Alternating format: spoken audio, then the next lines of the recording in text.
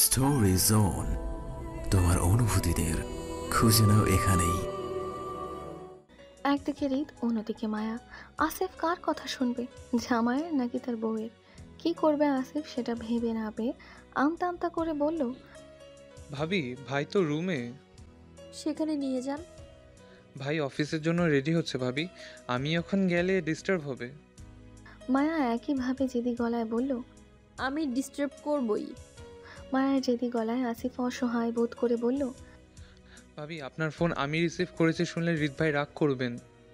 আসিফের কথাটা শুধিয়ে মায়া রাগান্বিত গলায় বলল, আপনি আমার ফোন কোথায় রিসিভ করেছেন? আপনি তো রাফার কল রিসিভ করেছেন। রাফার সাথে আপনার কি চলে আমি বুঝি না বুঝি। আসিফ তাড়াহুড়ো করে বলল, আস্তাক ফিরুল্লাহ ভাবি, আমার কারোর সাথে কিচ্ছু চলে না, সবই ষড়যন্ত্র। ঠিক আছে, আমি সেটা রাফার আম্মুকে বলে দিব নে তাহলে। মায়ার কথায় এবার আসিফ চুপ করে গেল। একদিকে হৃদ, অন্যদিকে মায়া, দুটোই জেদি টাইপের মানুষ, যেমন বউ তেমন জামাই। কার আদেশ শুনবে আসিফ? অসহায় আসিফ নিরুপায় হয়ে বলল, 2 মিনিট সময় দিন ভাবি, আমি এক্ষুনি যাচ্ছি। আমি ভিডিও কল দিচ্ছি তাহলে। অধৈর্যে মায়া তৎক্ষণাৎ কল কেটেই রাফার একই নাম্বার হতে আসিফকে ভিডিও কল মেলালো হোয়াটসঅ্যাপে। আসিফ সিঁড়ি বেয়ে উপরে উঠতে উঠতে সেই কলটি দেখল। হৃদের কক্ষের দরজা নক করতেই ভিতর থেকে ডাকলো হৃদ। আসিফ এক বুক সাহস নিয়ে রুমে প্রবেশ করতেই দেখলো সত্যি সত্যি হৃদ প্যান্ট শার্ট ইন করে পড়ছে অফিসের জন্য রেডি হতে। আসিফ ফোন হাতে নিয়ে হৃদকে দেখলো আয়নার ভেতর। হৃদ তখনও প্যান্টের বেল্ট কোমরে জড়াতে জড়াতে তাকালো জড়সড় হয়ে দাঁড়িয়ে থাকা আসিফের দিকে। ফোনের রিংটোনের শব্দ হৃদের কানেও যাচ্ছে, কিন্তু আসিফকে কিছু বলতে না দেখে, বরং চুপ করে দাঁড়িয়ে থাকতে দেখে হৃদ হালকা কপাল কুঁচকে জিজ্ঞাসা করলো, কি চাই, কেন এসেছিস? আসিফ এক বুক সাহস নিয়ে মায়ার ভিডিও কল রিসিভ করলো। হৃদের দিকে এগিয়ে দিতে দিতে বলল, ভাই জরুরি ফোন এসছে, আপনি ছাড়া সমাধান হচ্ছে না, একটু কথা বলে দেখুন প্লিজ।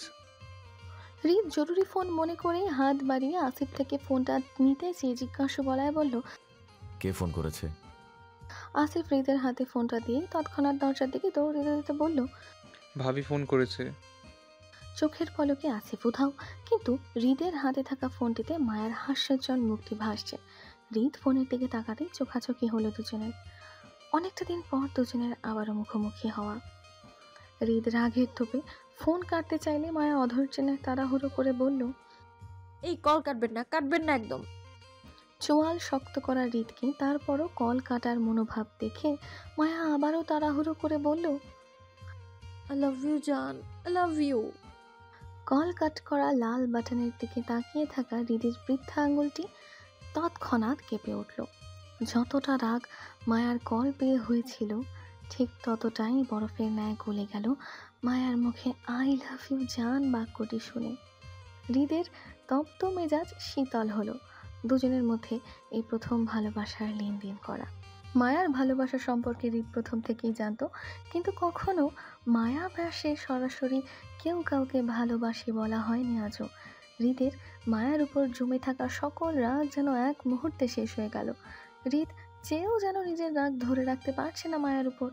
হৃদ বুঝলো না সে কি এই কথাটা শোনার জন্য এতদিন রাগ করে বসেছিল। কই না তো, হৃদ তার বউয়ের বেইমানির জন্য রাগ করেছিল।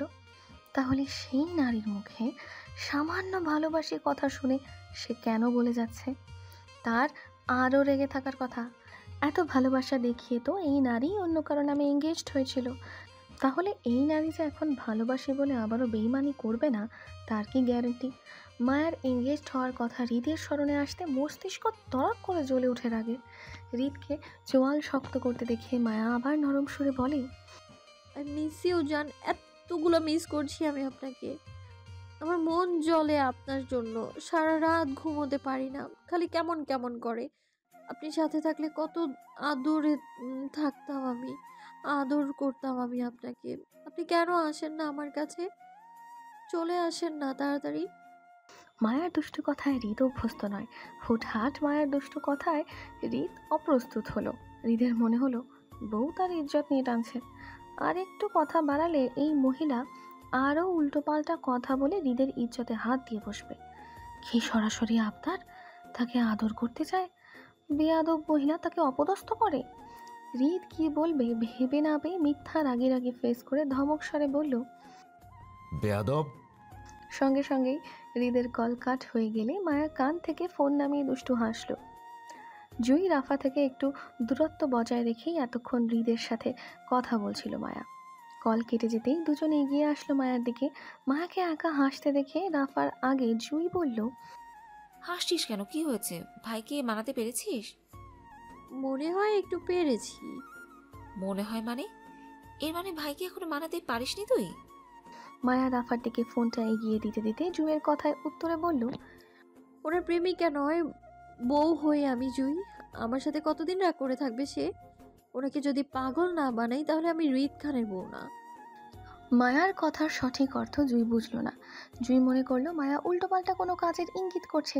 সেই জন্য জুই ভয়ার্ত গলায় মায়াকে শুধিয়ে বলল, পাগল বানাবি মানে? কি করবি তুই? দেখ মায়া, উল্টাপাল্টা কিছু করিস না কিন্তু। হৃদ ভাই এমনিই তোর উপর রেগে আছেন। জুইয়ের কথায় মায়া বলল, ওনার সাথে সকল লিমিট ক্রস করার রাইট আছে আমার, বউ হয়ে ওনার আমি। দেখ জুই, সম্পর্কের মধ্যে একজন রাগ করলে অপরজনকে তাকে বোঝাতে হবে, এটাই একটা সম্পর্কের সৌন্দর্য। আমার স্বামী রাগ করেনি, বরং আমাকে ভুল বুঝে আছে। এই অবস্থায় আমি তার ভুল না ভাঙিয়ে যদি চুপ করে থাকি তাহলে আমাদের সম্পর্কটা ফাটল ধরবে তো। অতিষ্ঠ জননগরী, কাঠ ফাটা রোদের হিটে গা জ্বলা ভাব। মাথার উপর সূর্যটা যেন দাঁড়িয়ে। সময় ঠিক তখন দুপুরের ঘরে। ঘড়ির কাঁটায় 1:13। মাত্র ক্লাস শেষ করে কলেজের মাঠে নামলো পঞ্চবান্ধবী। রোদের প্রখরতায় তাদের মুখ কুঁচকে বিরক্তি প্রকাশ করছে এক একজন। ইতিমধ্যে দরদর ঘামে ভিজে উঠেছে জামা সহ সবার গায়ের অ্যাপ্রনটাও। কিন্তু এর মাঝে দল ছেড়ে রাফাকে কোথাও দৌড়ে চলে যেতে দেখে আচানক চমকে উঠল সবাই। মুহূর্তে হাঁটা থামিয়ে পেছন ফিরে রাফাকে উঁচু গলায় ডাকলো মায়া। রাফা, কই যাচ্ছিস তুই? মায়ার কথায় তৎক্ষণাৎ উত্তর আসলো, জানো 2 মিনিট অপেক্ষা করো, আমি 5 মিনিটে আসতেছি। রাফাকে দৌড়াতে দেখে পাশ থেকে বিরক্তিতে চেঁচালো শ্রেয়া। রাফাকে উদ্দেশ্য করে বলল, তোকে রেখেই কিন্তু চলে যাব আমরা। তোকে দাঁড়াতে কে বলছে? তুই চলে যা, আমার জানু থাকলেই হবে। এর মাঝে মায়াকে উদ্দেশ্য করে পুনরায় চেঁচালো রাফা। ভুল ভাল ইংলিশ বলে বলল, জানু, you waiting, I am coming 2 minute.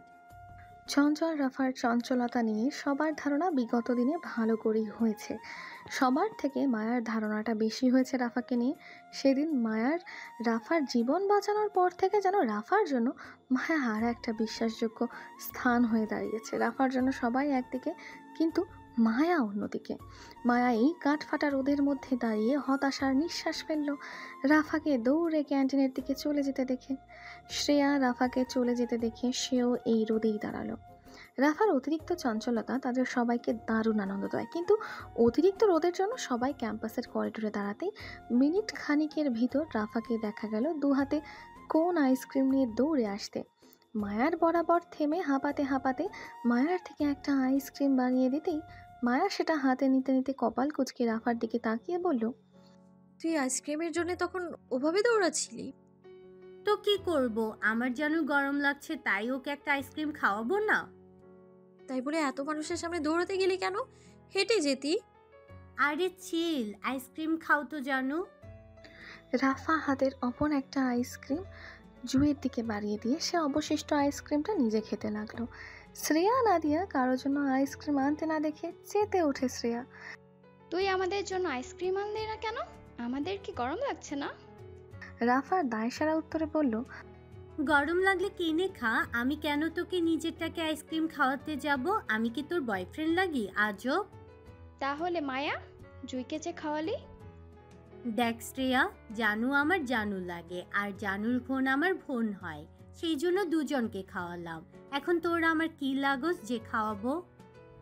পাশ থেকে নাদিয়া অবাক সুরে বলল, মানে আমরা তোর বান্ধবী না? আইসক্রিমের কাগজটা ছাড়াতে ছাড়াতে নাদিয়ার কথার উত্তরে বলল রাফা, সেটা আবার কখন হলাম? জীবনে কখনো স্বীকার করেছিস বা কাউকে বলেছিস যে তোরা আমার বান্ধবী হোস সেটা? নাদিয়া খানিকটা দমে গিয়ে বলল, বলতে হবে কেন? 2 মাস ধরে আমরা একত্রে আছি, তাহলে হলাম না বান্ধবী? হ্যালো ডিয়ার লিসেনার্স, আপনারা শুনছেন স্টোরিজ অন প্রেজেন্স ধারাবাহিক পর্ব গল্প। আমাদের সামগ্রিক প্রচেষ্টাকে উৎসাহিত করতে লাইক অ্যান্ড কমেন্ট করতে ভুলবেন না। Thank you.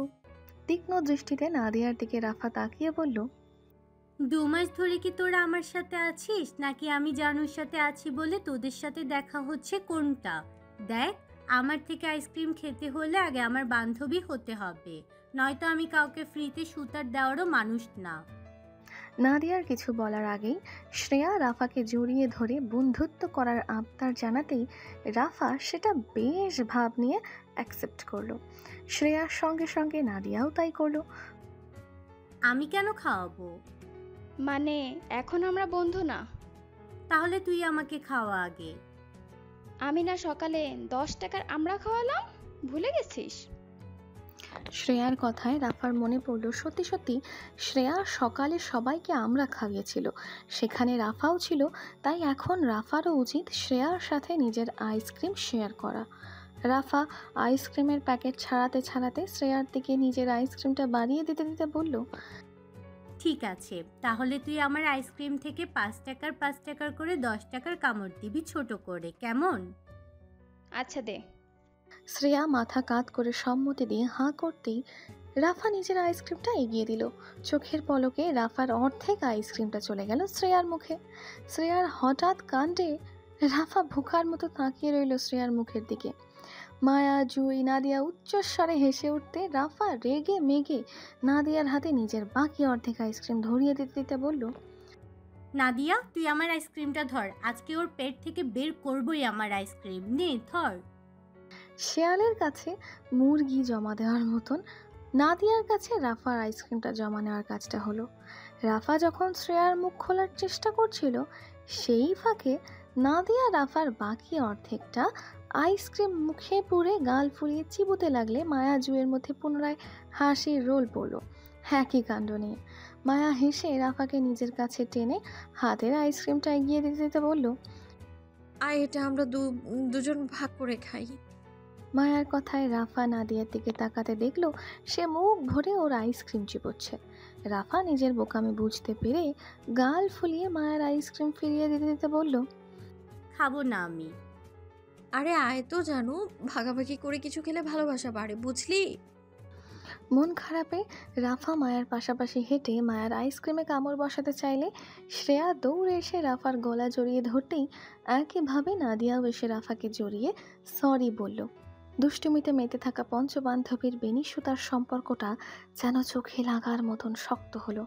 শ্রেয়া নাদিয়াকে বিদায় জানিয়ে বাকি 3 জন রাস্তার পাশে দাঁড়ালো রিকশার জন্য। যদিও রাফা উল্টো পথে যাবে রিকশা নিয়ে, তারপরও সে রিকশার জন্য একই মোড়ে মায়াদের সাথে দাঁড়ালো।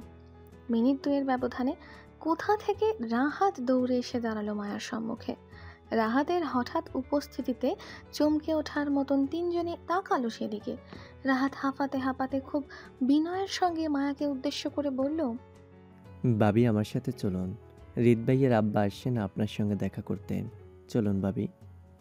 হৃদের আব্বা মানে মায়ের শ্বশুর, আর তিনি হৃদের সঙ্গে মায়ের বৈবাহিক সম্পর্কটা সম্পর্কে অবগত আছেন এতদিনে মায়া যতটুকু জেনেছে। এখন হঠাৎ সবার অগোচরে ওনার আগমন আর মায়াকে ডেকে পাঠানো ওনার সঙ্গে দেখা করতে, সব কিছু মায়ের মনে ভয় ভীতি সৃষ্টি করলো। মায়ার মনে হলো তিনি নিশ্চয়ই মায়াকে বলবে যেন সে হৃদের জীবন থেকে দূরে চলে যায়। তারা বড়লোক আর মায়েরা গরিব, এজন্য হৃদের সঙ্গে মায়াকে মানাবে না, এমন কিছু বলবে। হয়তো তিনি এটাও বলতে পারে মায়া যেন হৃদের সঙ্গে সব সম্পর্ক নষ্ট করে ফেলে। এলোমেলো চিন্তা ভাবনায় মায়ার মন অস্থির হলো অজানা ভয়ে। সত্যি হৃদের বাবা এসেছে কিনা সেটাও শিওর হতে মায়া পুনরায় বলল, সত্যি আপনার ভাইয়ের আব্বু এসেছেন, মানে আমার শ্বশুর? আতঙ্কে মায়া তাড়াহুড়ো করে কি থেকে কি বলে ফেললো, কিন্তু রাহাত তাতে বিন্দু মাত্র মাইন্ড করলো না, বরং আগের ন্যায় নম্রতায় সম্মতি দিয়ে বলল, জি ভাবি চলুন। মায়া ভয়ে আমতা আমতা করলো। হুট করে হৃদের বাবার সঙ্গে দেখা করাটা মায়ের মনে ভীতিকর লাগলো। এমনিতে হৃদ মায়ার সঙ্গে কথা বলছে না, তারপর আবার হৃদের বাবা। ভয়ার্ত মায়া মাথা নাড়িয়ে হাঁটলো রাহাতের পিছন পিছন। ধীর পায়ের গতি আর মায়ার হাঁসফাঁস ভঙ্গি বলছে মায়া এই মুহূর্তে কতটা সেটে আছে হৃদের বাবার উপস্থিতি নিয়ে। রাস্তার অপর পাশে একটা সাদা মার্সিডিজ দেখা গেল দাঁড়িয়ে। রাহাত মায়াকে নিয়ে সেখানে যেতেই পিছনে দরজা খুলে বেরিয়ে আসলো মধ্যবয়স্ক নিহাল খান। রোজকার মতোই গায়ে সাদা পাঞ্জাবি, পায়জামা জড়িয়ে, মুখে ওয়ান টাইম মাস্ক। হয়তো বর্তমান মন্ত্রী হওয়ায় জনমুখী হতে বাঁচতে মুখে মাস্ক পরা। মায়া ওনার সামনে যেতেই মাথা তুলে তাকালো উপরের দিকে। লম্বা চওড়া এক বলিষ্ঠবান পুরুষ নিহাল খান। দেখেই বোঝা যায় রিত তার বাবার হাইট পেয়েছে। গায়ের রংটাও দুধ সাদা, রোদের তাপে চামড়া লাল হয়ে আছে। মায়ের এক মুহূর্তের জন্য মনে হলো সকল সুন্দর সুন্দর প্রোডাক্ট আল্লাহ তাআলা ওর শ্বশুর বাড়িতে ট্রান্সফার করে দিয়েছে, বাকি ওরা তো প্লাস্টিকের। সবাই বলে মায়া সুন্দর, অথচ এই শ্বশুর বাড়ির পাবলিকের সামনে দাঁড়ালে মায়ার মনে হয় ও বড় সড়ো ডিম পেয়ে ফেল করে প্রতিবার। এদের সামনে নিজেকে সুন্দর দাবি করে ফাঁস করাই যাবে না ইহ জীবনে। মায়া সুন্দর সুদর্শন শ্বশুরের দিকে তাকিয়ে নম্রতায় মিহিস্বরে সালাম দিল। আসসালামু আলাইকুম আঙ্কেল। মাস্কের ভিতর থেকেই নিহাল খানের অল্প হাসির শব্দ কানে আসলো মায়ার। তিনি মায়ার মাথায় স্নেহের হাত বুলিয়ে সালামের উত্তর দিয়ে, ওয়ালাইকুম সালাম আম্মু, কেমন আছেন আপনি? মায়া চমকানোর মতো অবাক চোখে তাকালো নিহাল খানের দিকে। মায়া ঘুণাক্ষরেও ভাবেনি ওর শ্বশুর এতটা ভালো ব্যবহার করবে ওর সাথে। মায়ার সাথে আজ প্রথমবার নিহাল খানের কথা হচ্ছে।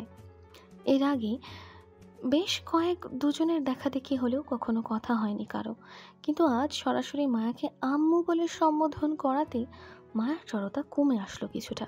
মায়া জানতো নেতারা খুবই ভয়ঙ্কর আর ক্ষমতার গরমে মানুষকে মানুষ মনে করে না নেতারা, অথচ মায়ার সঙ্গে কি নম্র ব্যবহার করছে ওর শ্বশুর। নিহাল খানকে নিয়ে মায়ার এতক্ষণ পাওয়া অজানা ভয়গুলো যেন হঠাৎই কমে আসলো ভিতরে। খানিকটা সহজ হয়ে জড়তায় মিহি গলায় উত্তর করলো মায়া, জি আলহামদুলিল্লাহ। আপনি কেমন আছেন আঙ্কেল? খুব গোছানো আর আন্তরিকতার সঙ্গে হাসি মুখে কথা বলল নিহাল খান। বাবাকে আঙ্কেল বললে হবে আম্মু? বাবাকে বাবাই ডাকতে হয়, বোকা মেয়ে। এরপর থেকে বাবা ডাকবে, কেমন? রিদ আমার ছেলে হলে তুমি আমার ছেলের বউ। আমার একটা মেয়ে, আর মেয়ের মুখে আঙ্কেল ডাক শুনতে ভালো দেখায় না, বাবা বাবাই হয়, মনে থাকবে? মাথা নাড়িয়ে সম্মতি দিতে দিতে বলল, জি আব্বু। That's a good girl. College শেষ আম্মু? মায়া আবারও মাথা নাড়িয়ে সম্মতি দিয়ে ধীর গলায় বলল, জি। তাড়াহুড়ো আছে আপনার? না আব্বু। দুপুরে খেয়েছেন কিছু? না, কলেজ মাত্র ছুটি হলো, বাসায় গিয়ে ফ্রেশ হয়ে খাবো। আপনি খেয়েছেন? না আম্মু, আপনার মতোই বাসায় গিয়ে ফ্রেশ হয়ে খাবো। তার আগে একটা মিটিংয়ে যেতে হবে। আসলে সামনে নির্বাচন, তাই একটু ব্যস্ততা বেশি, নয়তো বাবা মেয়ে মিলে লাঞ্চটা শেষ করে যেতাম। আচ্ছা যাই হোক, আপনি এটা নিন আম্মু, আমি খুশি হব। নিহাল খানের হাতে একটা মোটা সোটা চিঠির খাম ছিল। এতক্ষণ মায়া লক্ষ্য করেনি সেটা, মনে করেছিল হয়তো নিহাল খানের জরুরি কিছু হবে এই খামটাতে, কিন্তু মায়ার দিকে খাম এগিয়ে দিতেই মায়া আমতা আমতা করলো খামটি নিতে।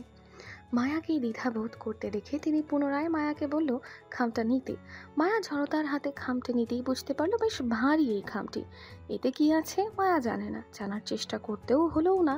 তার আগেই নিহাল খান নিজেই বলতে লাগলো, সরি আম্মু, আপনাকে উপহারের বদলে টাকা দিচ্ছি বলে। আসলে আপনার এই বুড়ো বাবার মেয়েলি কেনাকাটা সম্পর্কে বোঝে না। বলতে পারেন আমার পূর্বে যতটুকু অভিজ্ঞতা ছিল এখন সেটা ভুলে গেছি, অনেক বছর হলো। এই টাকাগুলো দিয়ে আপনি আপনার পছন্দ মতো কিছু কিনে নেবেন, তাহলে আমি খুশি হব। আসলে আপনার বিয়ের খবরটা আমি আরও আগে পেয়েছিলাম, কিন্তু তারপরও এতদিন ব্যস্ততার জন্য আপনাদের সাথে দেখা করতে আসতে পারিনি। সামনে নির্বাচন, তারপর রিদটা কেন জানি এখনও চট্টগ্রামে আসছেন আমাকে হেল্প করতে। আসলে রিদ নেই বলে আমাকে সকল কাজের জন্য দৌড়াদৌড়ি করতে হচ্ছে। আচ্ছা যাই হোক, পরশু বাড়ির মেজবান রাখা হয়েছে, আপনাকে দাওয়াত করতে আসলাম আম্মু। আপনি অবশ্যই আপনার শ্বশুর বাড়িতে উপস্থিত থাকবেন সপরিবারে। আমি আরিফকে বলে রাখবো আপনাদের নিয়ে যেতে, কেমন? মায়া মাথা কাত করে আবারও সম্মতি দিয়ে বলল, জি আচ্ছা। আচ্ছা আম্মু, তাহলে আজ আসি। আপনি একটু রিদকে বলে দিবেন যেন কালকের মধ্যে চট্টগ্রামে চলে আসে। আসলে রিদ নেই তো, তাই একা হাতে আমি সবটা সামলাতে হিমশিম খাচ্ছি। আপনি বললে হয়তো ও চলে আসবে। মায়া বলতে পারল না রিদ মায়ার সঙ্গে রাগ করে চট্টগ্রামে আসে না, কিন্তু নিহাল খানের ব্যস্ততা দেখে মায়ার সত্যি খারাপ লাগলো। অপরাধ বোধে জড়িয়ে মায়ার সত্যিটা গোপন করে বলল, জি আচ্ছা, আমি ওনাকে বলবো আব্বু। মায়ার কথার সাথে সাথে নেহাল খানের আদুরে হাত উঠে যায় মায়ার মাথার উপর। স্নেহময় হাতে তার হিজাবের উপর দিয়ে বুলিয়ে বলল, হ্যালো ডিয়ার লিসেনার্স, আপনারা শুনছেন স্টোরিজ অন প্রেজেন্স ধারাবাহিক পর্ব গল্প। আমাদের সামগ্রিক প্রচেষ্টাকে উৎসাহিত করতে লাইক অ্যান্ড কমেন্ট করতে ভুলবেন না। Thank you.